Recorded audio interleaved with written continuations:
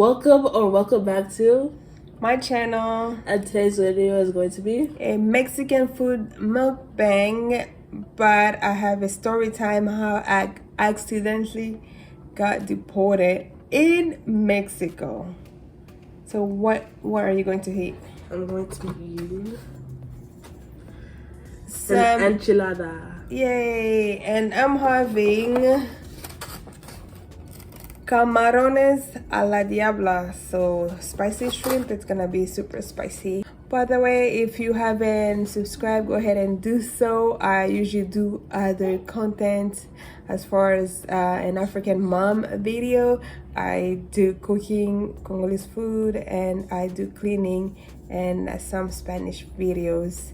But today we're going to eat Mexican food, and I'll tell why or how did I end up in Mexico. Almost got deported back to Africa. Can you believe it? Well, I guess it's gonna be just me telling the story. So I'm going to have some horchata. It's more like a milk drink, and I love horchata. I usually on Fridays we usually do eat out, either mostly Mexican food, some really delicious Mexican food. Having camarones a la diabla. It's so spicy, and I usually like some hot sauce, but I'm not going to use it because it's super spicy.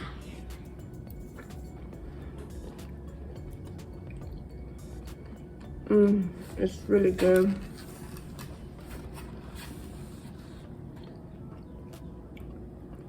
I love Mexican food. When I used to be in California, I used to just go down by the border, close to Tijuana in San Diego, by the San Isidro. That's where I used to like to go get some fish tacos. But over here, I've tried to get some fish tacos, but they really don't taste as good. So I think my favorite here I like to eat is some sopes, but lately, since I've been pregnant, I have been loving camarones a la diabla. It's super spicy, but so good. So if I don't eat Congolese food, if I'm not eating fufu, this is what I mostly eat. Like my daughter says, she just loves the enchiladas, so on the weekend that's what we eat. Okay, so story time. How did I end up in Mexico? Almost got deported.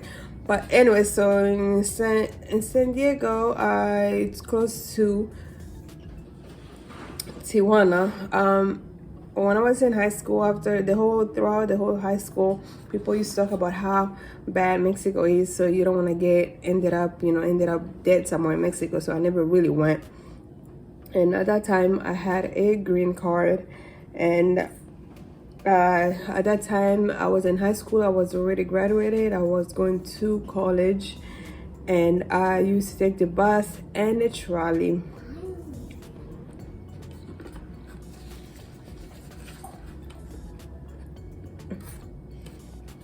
Guys, so I got up. It was early in the morning. Instead of going to class, I decided I'm gonna go down, just wandering around. So I took the bus from Claremont Mesa, which is like a little bit up north of San Diego, and then took the bus all the way in downtown, and then from downtown I got on a trolley, but the trolley that I took, it was going to San Isidro. I don't know, I just had a lot in my head at that time. I had my school bag and my ID and everything. By the way, I just I don't really eat that much tortillas, but once in a while I eat it. So here's my camarones a la diabla, or spicy shrimp. So back to the story.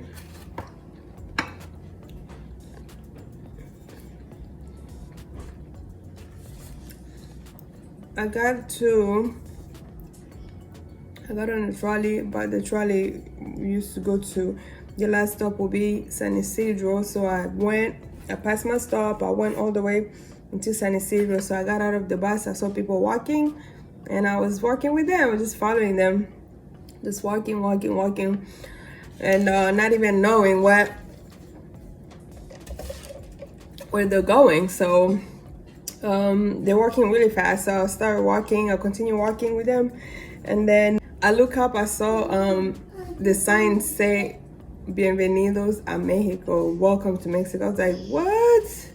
Mexico, is this close? So anyways, instead of going back, it was kind of too late to go back anyways, so because I was already in.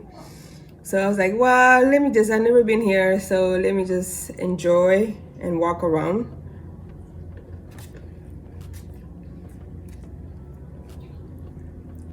So I did. Over there, I saw some stores with people selling stuff and taxis. I was like, well, I asked someone how far is the downtown Tijuana. They're like, well, it's kind of far, you need a taxi. So here it was really cheap. I think it was like $2 or $4 or something to take a taxi. So here it was. On a taxi. I took a taxi, went there, and downtown Tijuana, I was just wandering around eating some fresh food, looking at the stores, buying little bracelet here and there, and eating some fresh food. Okay, so I was just walking around, people are just like, hola morenita, I'm like, hola, walking around eating. So hours later, after I got tired of walking, I'm like, okay, I gotta go back home. So it was this time around, I think 4 in the afternoon. So I took another taxi, go back. On my way at the border, they asked for my green card or passport or whatever. At that time, I had a green card. I look at my wallet, I had a copy only. So they look at me, they're like, wow, where's the original? Well, it's at home. I don't carry. I'm African, our parents don't give us our original stuff. They're afraid you're gonna lose them. So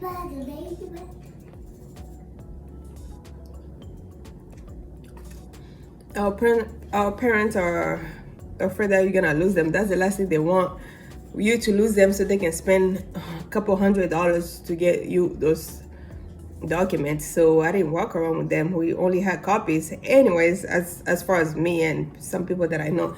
But so, and then they were just looking at me like, wow, you can't come in. And I'm like, what? They're like, yeah, no, you can't, you need the original. I was like, this is some joke. So they took me to a room. There were other people in it, other people in there, and I sit there after they call me, and they're like, wow, we think you're just trying to sneak into US, from Africa. And I'm like, well, I live here. I know I don't have it.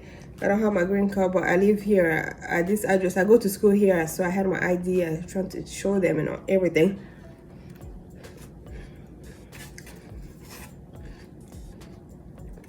And they were just looking at me like, yeah, right, with my crazy African accent.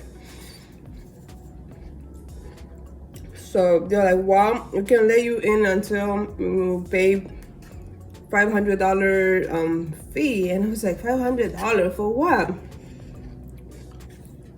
Oh, you need to pay a fee because you don't have your original documents. So I was like, well, I was afraid. I didn't want to call my family member. They're gonna be like, what in the world were you doing in Mexico in the first place? Like, what? I could just hear my dad screaming. So I did it. Instead, I was like, well, I don't have cash right now. They want $500 cash. I was like, I don't have cash. So I'm gonna go back to the city, trying to see if I can go to a bank to get money. So I tried to go to the bank. I think it was Bancomer or something like that over there in Tijuana. So I went there, trying to go to the bank, you know, speaking. Some of them spoke English. So I was like, can I, you know, trying to try my Spanish, because my Spanish wasn't that good as it is right now. They're like, I'm sorry, we can't do that. You can't withdraw money. I was like, what? So after wandering around for like almost an hour, I went back to the border in a taxi. I'm like, I don't have money. I can't get access to money. And they're like, wow, we're gonna have to deport you. I was like, well, is there any options? I really live here. I took out all my stuff. I tried to explain and all that stuff. They're just looking at me like, nope. And I was like, why am I even trying to pay? Like, I live here. I've been living here for years, you know. I went to school here, high school here. I graduated. Now I'm going to college, this college. So I don't know if you want to call, you do a background check or whatever. But that's where I live. I give them the address and all that, my ID and whatnot, my driver's license. So they're, guys, it took 5 to 6 hours. They came back after I've signed some more papers and all that stuff. I have to sit there for like 6 hours. It was like 10 at night right now, you know. And I'm just like, oh my God, I'm never gonna go home. They're gonna deport me. I was so afraid. But I can call my dad. That's, you know, nothing worse than, you know, telling your African father you're about to get deported back to Africa for being stupid, for going to Mexico, you know. But anyways, so after more than 6 hours, they told me, wow, so we did all that. Good thing is you never had anything, otherwise we would have deported you. So I didn't have to pay after all, but that was so scary. They let me go. They told me to go report to the immigration in the next 10 days or something like that. So I did. So I went home. I didn't get home until like almost 12, but I was so glad I didn't get deported. So that was the first time that I accidentally went to Mexico and I almost got deported. That wasn't the last time though. I still accidentally went in Mexico the next maybe 1 or 2 times again, just because the freeway is right there. You get on the freeway 5, before you know it, you miss your exit. You're in Tijuana. But the second time around, I had my passport. You know why? Because I learned. After the next day, I went to the immigration. After, it didn't even take a year, I had to get my citizenship. I was like, nope, I'm trying to get deported back to Africa for being stupid. So, well, this food is so much. As you can see, I just love eating Mexican food. You can just buy, and it's so much, and I'm full, but I'm still going to eat it. And this horchata, it's really so good. Anyways, guys, so if you haven't subscribed, please go ahead and do so. This is so spicy and so good, but I'm not even gonna finish it. But oh my God, it's so good. Don't forget to like, subscribe, and click the notification bell